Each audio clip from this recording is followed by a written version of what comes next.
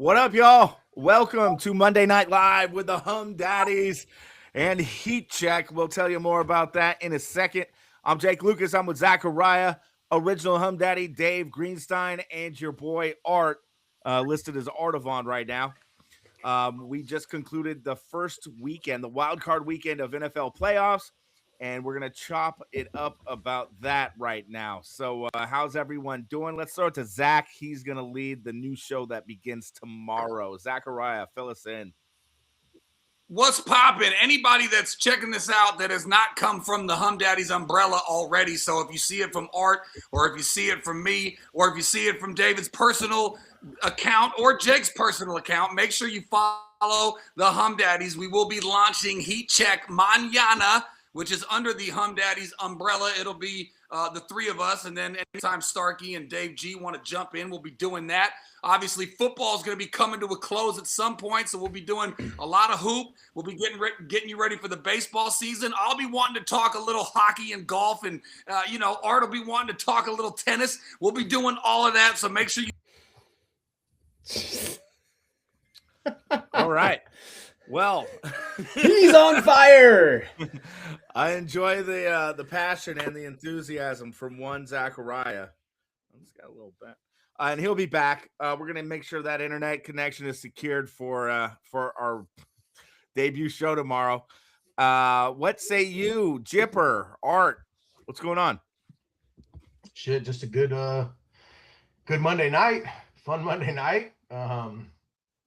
Pretty kind of pathetic ball game. I don't know that I was impressed with Houston. I guess I don't need to jump in there and dive into the whole content yet, but man, that's where my mind is. Ugly. Reminded me Aaron Rodgers has got to go, but we can talk about that later. I'm feeling good tonight. Happy to be here. Excited for a Monday night. Looking forward to starting our show. Glad to be here with Dave G. Glad to just be here. I like that background too, Jake. I know you got that background set up recently. It's looking proper. I like seeing Steph up there and some crystal clear HD behind you.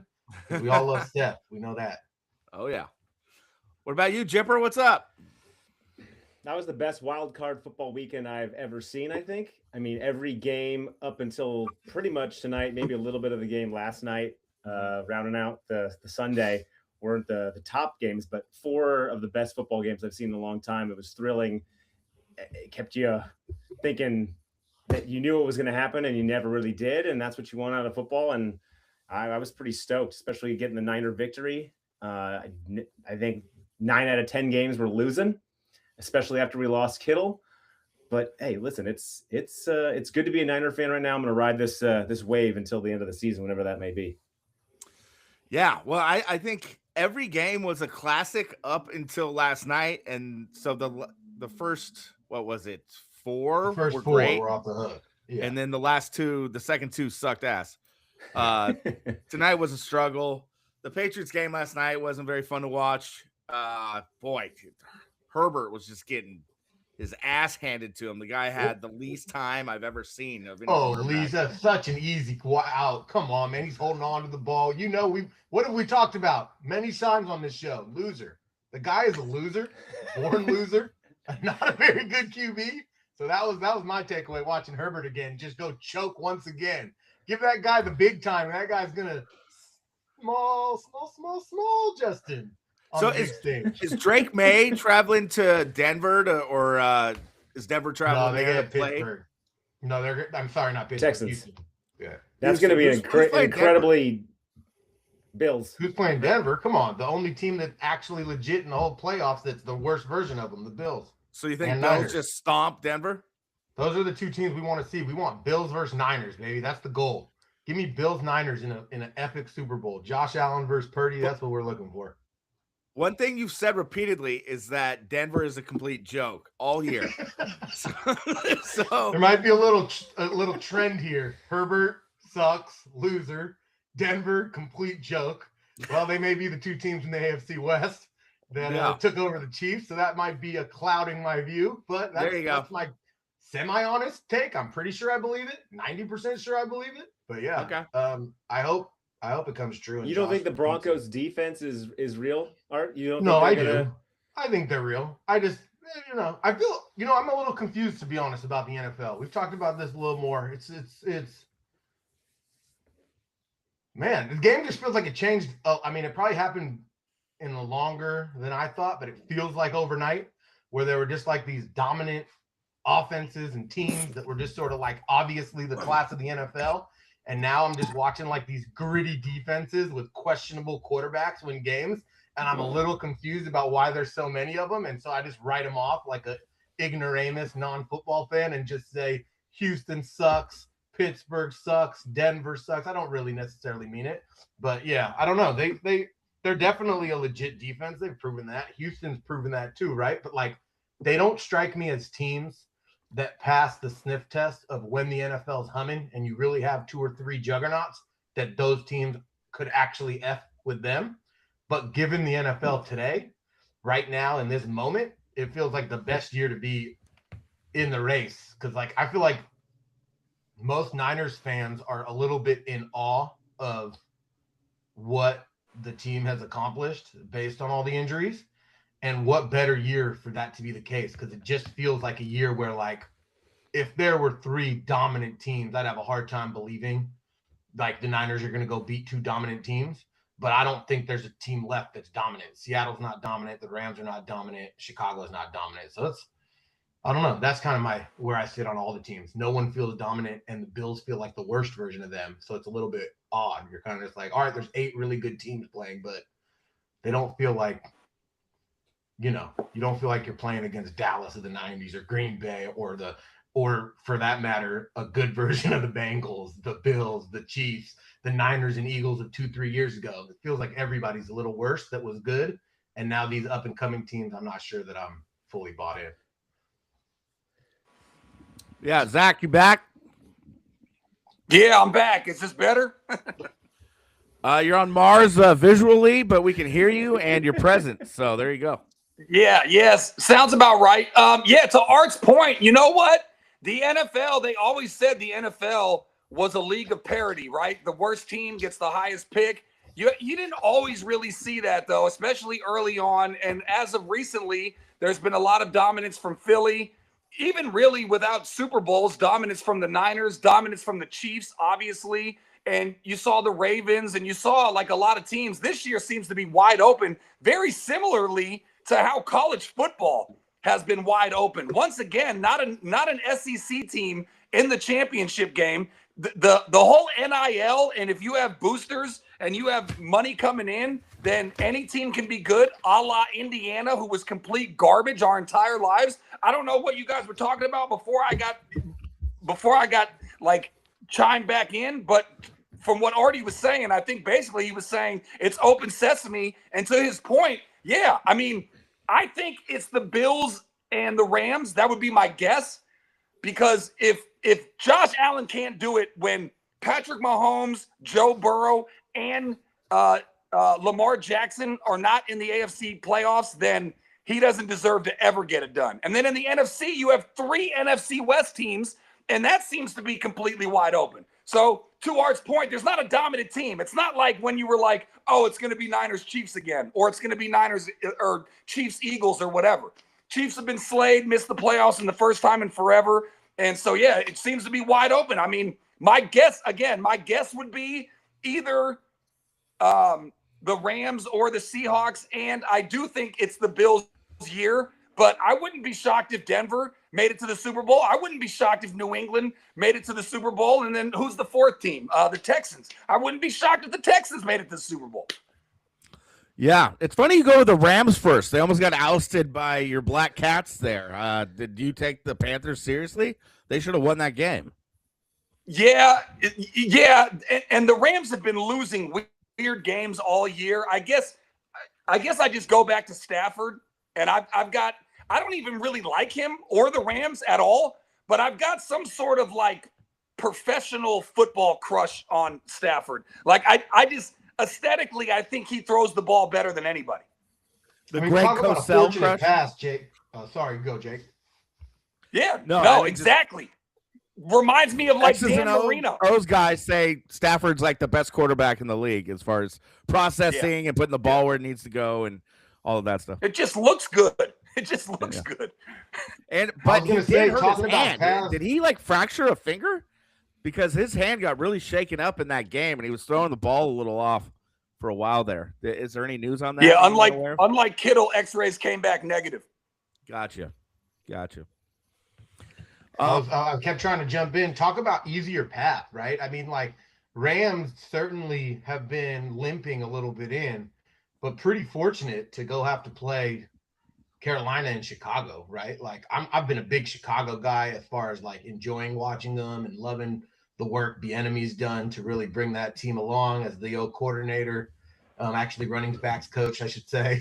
The guy's really just done his magic as we've talked about. But no, in all jokes aside, Art's got such a soft spot for Eric Bieniemy. Pretty fortunate path, right? You're talking all you got to do to get to the NFC Championship, even especially if we're talking, you came in as a wild card, you got to go to Charlotte and Chicago. I mean, but to that opposite, if devil's advocate, if you will, I'm sure Stafford's not certainly super excited to go play in Chicago at this time of year. I don't know what the weather looks like. Does anyone know? I just checked, Art. We're talking What are we 12 looking at? degrees with an inch of snow coming. So, hey, I mean- if there's anything that's going to slow a pass game down, it's freezing temperatures and a little bit Yeah. of dust. And Bieniemy's just licking his chops, telling his boys get ready to run down their throats. So we'll see how that goes. You guys probably have a better memory than me, but wasn't Stafford, I believe it was in a loss, but didn't he sling it last year in the snow? Do you guys have any memory of that? Or Against did you the check Eagles? out because the Niners didn't make the playoffs? Against the Eagles, right, Z? Yeah. He made In a it loss, close. but He made it in a close loss, to the but very end. he swung it, right? They had a shot, but I think it was just too much to overcome with the Eagles. How about team. this? AI, Matt Stafford, is it going to be snow or just cold? It says right now it's going to be snow, an inch. Matt Stafford has historically struggled in snow cold games. Early stats, I don't know what early stats mean, but 1-8 Okay. record, 54% Oof. completion, 14 TDs to 11 picks, but 1-8. Played Oof. in a dome in Detroit and in LA. So he's been used to warm weather flinging. So you're looking at and Corum. 1-9 with the loss last year. He's now 1-9 in those You're games. looking at Corum, you're looking at Williams, you're looking at Monangai, and you're looking at Swift player props there. That's what you're looking at. Who would you rather face? Rams or Bears? The Bears seem like just as much as a team of destiny as the Niners do. They've had so many crazy, miraculous wins, including the one from Saturday. It's really hard to say. Shanahan versus McVay, though, is so epic every time they face off, and it's become such a legendary battle. So it's hard to say, man. I'd rather play the Rams because it's more personal. Yeah, Dave G, they lost 28-22 to Philly in the snow, but Stafford was 26 of 44 for 324 yards and 2 tuts. So, anyways, I just remember he was slinging it in the snow. So I don't think that's going to be a huge issue. If I'm a Niners fan, I don't know. That Bears game was pretty dicey, and that was in Santa Clara. And the Rams game that you won, we did a Thursday Night Live. That was a Kyron Williams fumble at the goal line away from you losing that game, and then you lost the second one. I don't know. Again, who do you want? I think I'd go against the guy that paints his fingernails at QB over Stafford. He looked like a boss drinking his matcha latte walking in, though. And did you see that throw to him, Doozy? That grating fourth that and like cheese? what? The fourth and And whatever. grating that cheese? Oh, that play's going to go down as probably the biggest play of the entire year, unless something crazy happens in the NFC Championship game. That was one of the biggest plays. There would have been no game after that. That kept them alive. They still had to score once and then stop them and score again. It was insane. Fact. The game was over. It was 4th down, and he threw off his back foot, and I don't even know how he saw him open. I mean, I haven't been the biggest Caleb believer. That throw right there by itself made me a believer. And I think a lot of it has to do with the fact and Lions fans wanted to poo-poo losing Ben Johnson. That was a huge deal, not only for the Lions, but for the Bears. I think it took some time as the season went along, but I think Ben has untapped what he thought he could untap with the number 1 overall pick. I love that guy. You see him go into the locker room after and just start just screaming F the Packers. I hate the F the Packers. Yeah, that was good. That's tight. All right, so I mean that about does it, I think, for our wrap up here. Anything else anyone wants to get in about the playoffs before we start hyping the show tomorrow? This is a short but sweet episode for you guys. I mean, can I ask the question that of you three right now? Niners Seahawks. Who's winning that game? What do you think is what's the heat check vibe for that game? Do the Niners have any chance after looking absolutely pitiful in the last game of the season against the Seahawks? Now going on the road. If we're asking that question, hell yeah, they got a chance. If you're asking me to pick, I struggle to pick the Niners. I struggled to pick them, but man, hell yeah, they got a chance. And they're not going to get whooped. I always said, and Zach tries to give me a hard time, man, whenever the Niners step on the field, I think they got a good chance of winning. And I sort of usually think they're going to win. In this case, I wouldn't go onto the field thinking they're going to win, but I certainly would never go onto the field as a Niners fan thinking you're going to get rolled. Niners aren't going to get rolled. So you think 7.5 point dogs is probably a bit much? You think the Niners will cover that?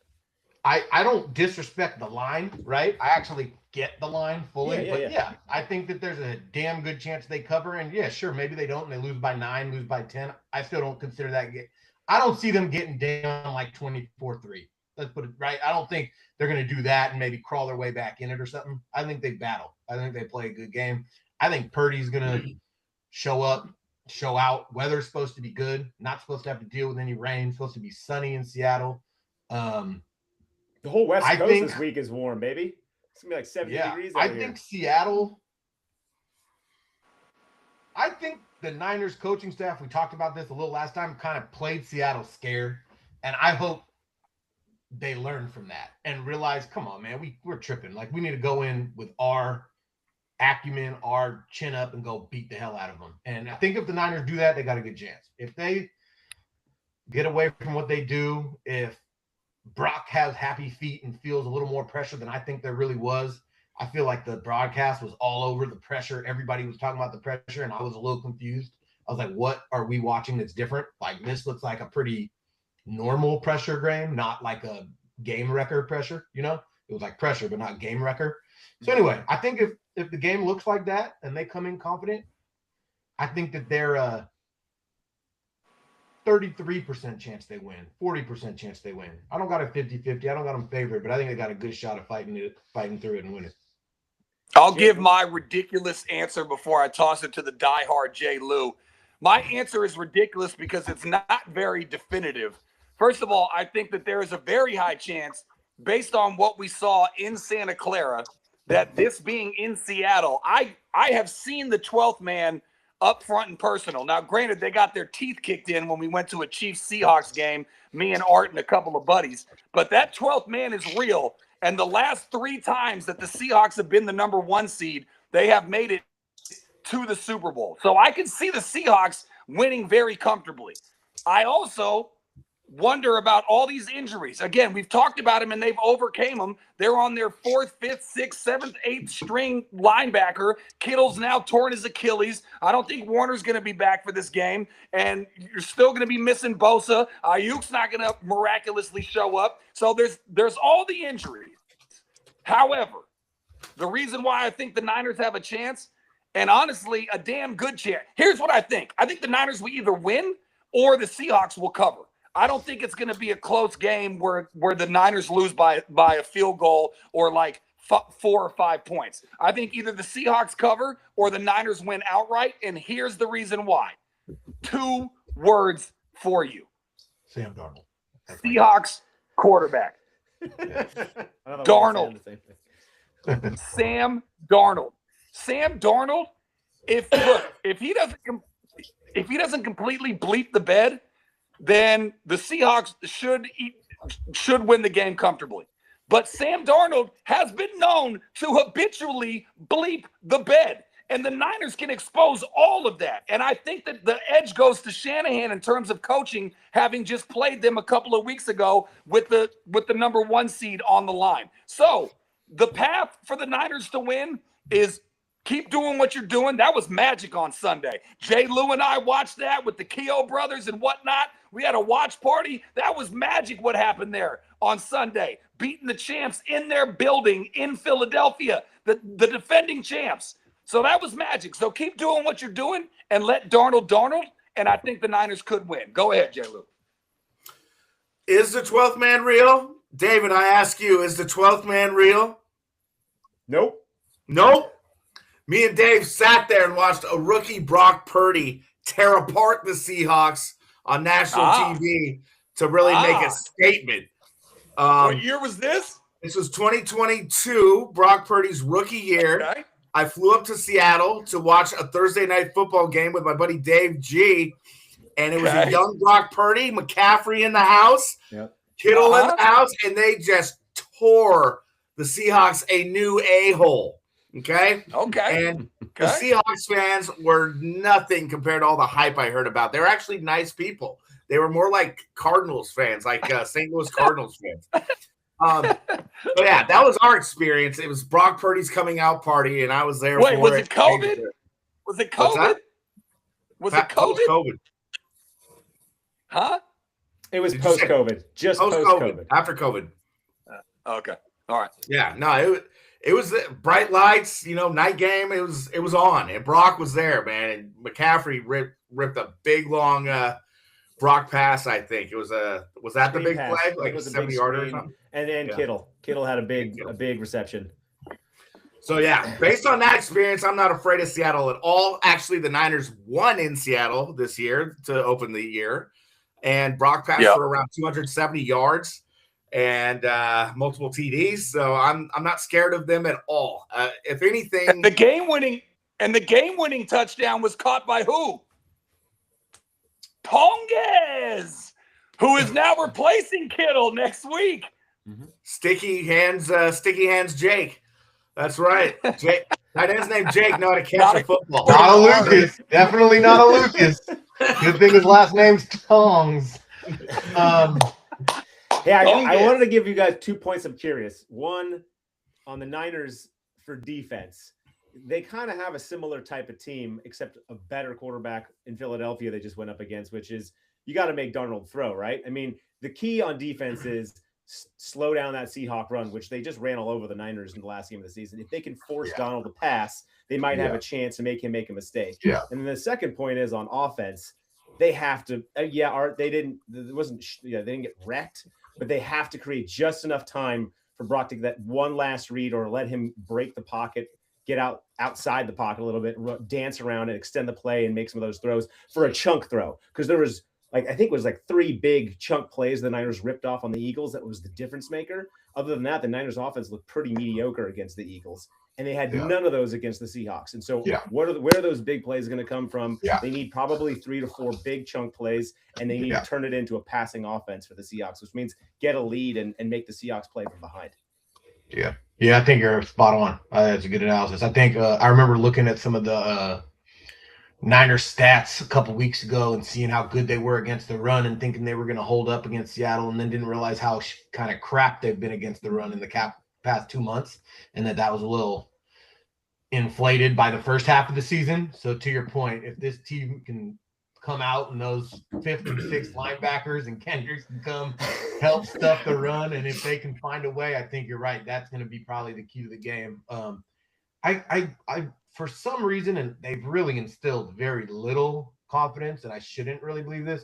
For some reason, I believe the Niners offense comes out and plays a little better than they have either of the last 2 weeks. Maybe just because they've had 2 bad weeks. Like they're losing players, not gaining them. So there's not a real reason to say they will, but there's just a little bit of this inherent. I'm critical of both of them, but in my heart of hearts, I believe in the Shanahan-Purdy combination to not look like crap. And I kind of feel like they have a little bit. So I'm like, man, you got 2 weeks to kind of look like crap. Let's not look like crap. And if you don't come out looking like crap, and to your point, I think astute analysis, if they can somehow find a way to stop the run, we'll see what happens. I will ask, because I was holding this when Zach was talking earlier. Does Darnold really have a track record of shit in the bed, or are we just talking last year where he did, because like he's youngish in the NFL, hasn't played too many big games. Did he blow anything in college? Because I don't watch as much college. Or are we just talking he's had a couple bad games? Because I know that. No, He well, famously said he sees ghosts for the Jets. yeah, his remember whole that, I career, forgot. his whole career, he's been shit in the bed. But specifically, I'm just Well, talking that's- about last year. Well, I'm talking about last year. There was a huge game. It was the No, I got same that. exact Yeah. scenario. Okay. It was the But yeah, same we're talking exact two scenario. football games. Yeah, but we're talking Yeah, two okay. games. Nana's got to find a way. Find a way to beat the Seahawks. Nana's got to find a way. Zach, so you believe Darnold is ultimately no good? You would never. You're like fully out on him. No, I would say the jury's out on him. I would say that if I had to pick between him playing clutch and good in a big game or him shitting the bed, I'm taking the latter, not the former. Do you I think know I who's would say- ranked? Yeah. Do you I know was who's just going to ranked a say, he higher could change my QB mind coming out? easily. Who was ranked a higher QB coming out of high school than both Darnold and Joe Burrow? Plays wide receiver Robinson. for the 49ers. Oh, no. Juwan Jennings. Correct. Dropping All right. dimes to CMC. That's Other right. fun Juwan stat. Jennings was considered a better college quarterback prospect than Joe Burrow. Who was the other one, Jake? Darnold. Oh, Darnold. Yeah. Darnold and Lamar Jackson were worse. Hey, Brock Purdy And Lamar. lost two playoff games in his career. One, when he got his shoulder or his elbow broken by the Eagles. Two, against Art's Kansas City Chiefs in the Super Bowl when he left the game with a lead and never saw the ball again. That's got to make you feel a little bit confident for a little Brock Purdy magic, but Yeah, I'm with you on that. Although after those first two interceptions yesterday, I don't know how much you were feeling that confident. But yeah, hey, it doesn't matter. A win's a win. To me, those types of games show the resilience. Like you throw those two picks and then you ball out to win the game. Like to me, that's exactly what. That's you're what looking for. Shanahan was saying after the game was over. Yeah. I didn't hear it, but yeah, like he was great on that last drive. Like that little rush to get to the 50-yard line when the pocket collapses and he gets those yards, and then even the little. I mean, it was simple, and I don't think it should be impressive, and I think that's sort of the problem with the NFL today. But Purdy's last play was really nice. Just a little quick step up, get it to McCaffrey. Like I would hope 25 out of 30 QBs could make that play, but I actually think more like 10 can. And that's good on Purdy because he's one of those 10 that's But going to you step up. better and hope go you fly. get that opportunity. You know, if you throw your second pick like that, if the Eagles don't S the bed as we're talking about, then you don't get the ball back. That's You know, football. he had so many chances, and luckily they kept getting the ball back with, a defense that was on the streets a few days ago. So good luck having that many chances again against the Seahawks. You know what I mean? Yeah, I think that's. Yeah, he's got to tighten it up. Jake, over under 23 run attempts for the 49ers this weekend. I mean, I've been so off. I don't know. It's hard to know how to run the ball against the best defensive line in the game, maybe other than the B-Rob Texans. didn't get a single carry this week, so Shanahan's not listening to me, so he can go to hell. I don't know.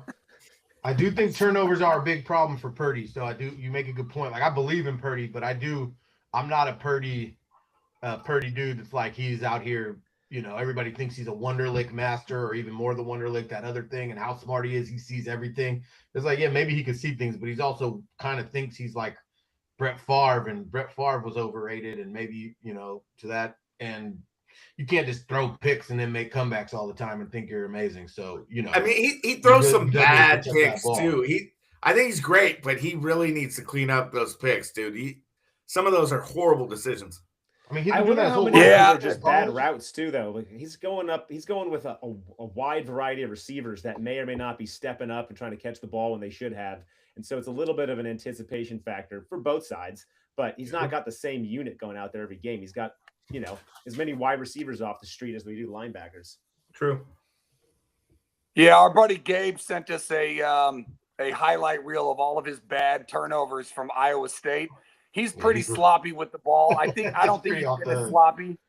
I don't think he's been as sloppy with the Niners, but if any of you guys want to go just Google Brock Purdy turnovers at Iowa State. He did some crazy shit with the ball. Like he would just turn around and just throw it in the air.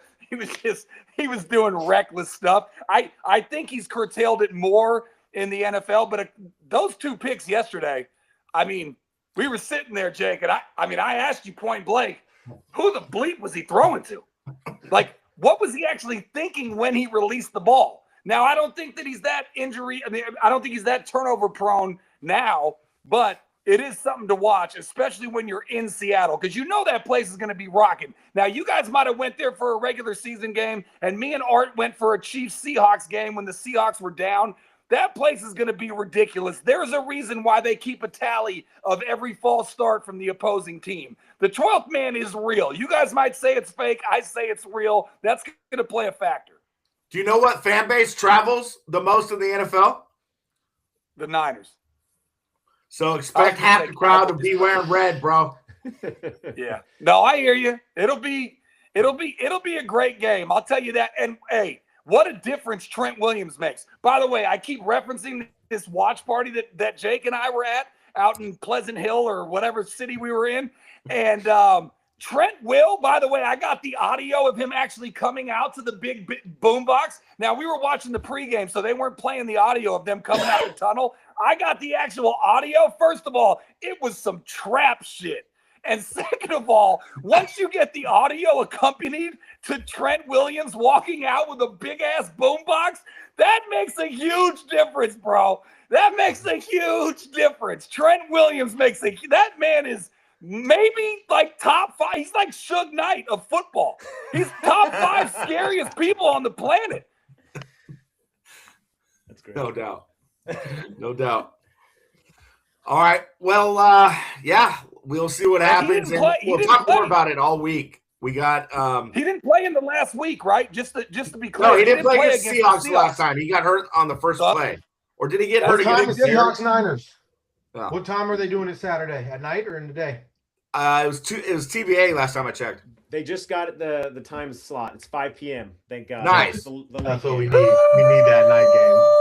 Should be a Sunday game. Happy hour. Whatever. Happy hour. Niners really, I mean, we didn't talk about that, and we can get into it more throughout the week, like you said. Certainly getting jobbed. I mean, Niners they're getting jobbed on that. Having to go play on Saturday. Absolutely.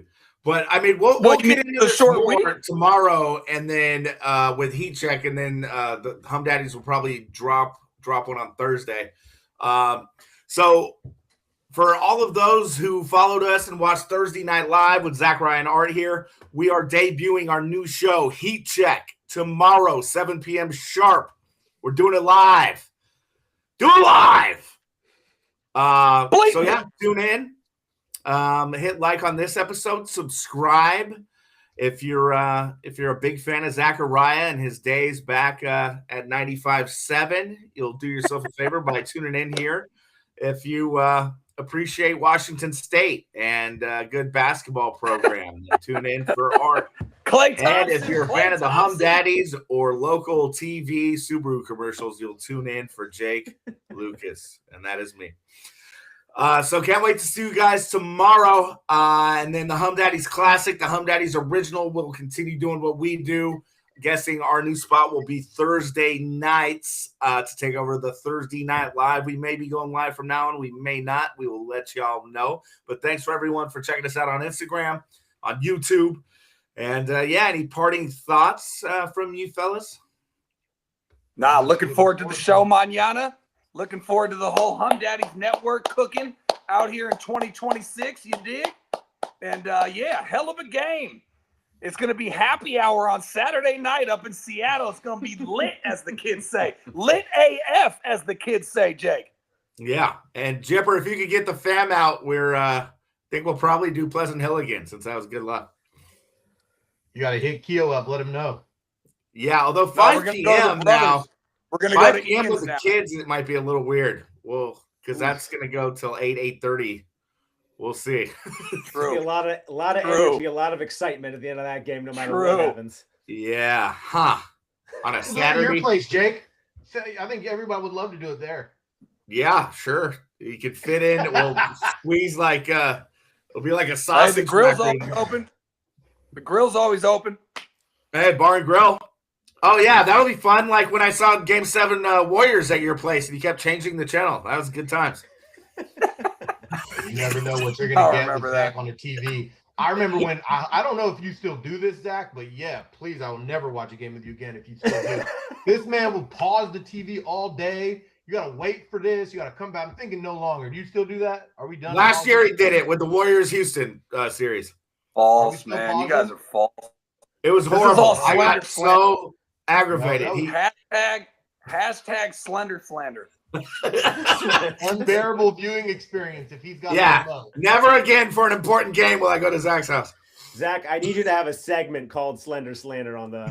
Hey, That's perfect. I'm down. I'm Yeah. 100% down. Just because calling out believe me, everybody on it their comes- bullshit. it comes in droves. Slender slander for sure. That'll be a segment for show. Dude, I'm talking last 6 minutes of the fourth quarter, game 7, Oh! Dubs, Rockets. He changes the channel and then goes, oops, my bad. And then fakes like he's changing it back. And we have to watch it on our phones. It was ridiculous. Falsities. Falsities all the way around. He'd be like, huge yeah. game. He'd be like, let's just wait 20 minutes. I'm not pressing play. Why would we watch all the commercials? Watch all the commercials. I'm like, he's like, let's just play Bones for 20 minutes. I'm like, dude, we just watch the game. Literally making stuff up. I Literally am making it We up, haven't but played. that's like the way it would we have haven't been. I played don't Bones remember in it. a I'm not like decade. remembering a day. I can admit that. I'm not like remembering. I'm not recounting an event, right. but I'm Let's recounting move an on. era. Slender move on with the Slander, exit. the art of Let's truth. move on and with the Jake will have exit. to come up Slender with one for you Slander. too. Okay, and Zach's not going to drop off tomorrow for the debut, yeah? No? Maybe it'll be at your that house. should be good. All right, cool. How was this? How was this whole recording? This is good, but your visual is off. It's pretty blurry. Can you wipe your screen or something? Literally. It's wiped. Better? A little better. A little better. Zach, We'll we're set gonna you have up to with do something. we're gonna have to do a Hum Daddy's production. Come into your house, just rummage the whole place for figuring out how to get the Wi-Fi to Love connect it. perfectly. You're We're welcome. gonna set you You're up. I mean, welcome. it's pretty out much there. is needed, so we'll have to do something. Cable guy. Oh, Billy. Oh, yeah. I don't know what this is from, but I like it. I don't even recall the movie. I don't know if you're making up something right now, but either way, it sounds good. Cable guy with it. Come on, Jim Carrey. I know. I figured it was Cable Guy. I just don't remember it. I Did he didn't do really- the nipple on the screen though for your benefit. I do remember that. I have a bad movie memory. It bothers me. You know, I talk about movies and then people are like, "You remember this?" I'm like, honestly, not at all. Sorry, man. The Ben blank Stiller space. played. Remember Ben Stiller was those twins that killed their parents? He was the fake Menendez brother murderer, and he Cable directed Guy? the movie. In the Cable Guy? Cable Guy. I don't Yeah. remember that. part. Do I remember that? Not even close. Do I remember that? Owen Wilson made his debut. God, In the that's a good bathroom? job, though. I'm not shocked that you remember it. I was going to I ask remember- you if Cable Guy's the same movie where he ends up like climbing up a huge Yeah. thing at one point. Yeah. That's like Yeah, my you got level Jack of Black movie. playing pickup hoops with him. Oh, That's a good. epic scene. But anyway. All right, we're logging off. Looks We're like logging Joe's off, here. Joe's logging in. Joe's logging in. All right. On it. Joey! Is that Seattle Supersonics?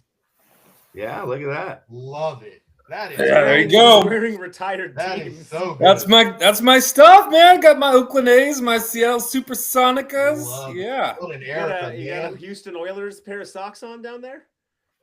All right, guys. We'll see you next time. Watch Heat Check tomorrow. We got some business to take care of here at Hum Daddy's Corporation. Gary Payton, See you later. John Kemp, Percy, Holla! Bentley Shrimp, Sam Perkins.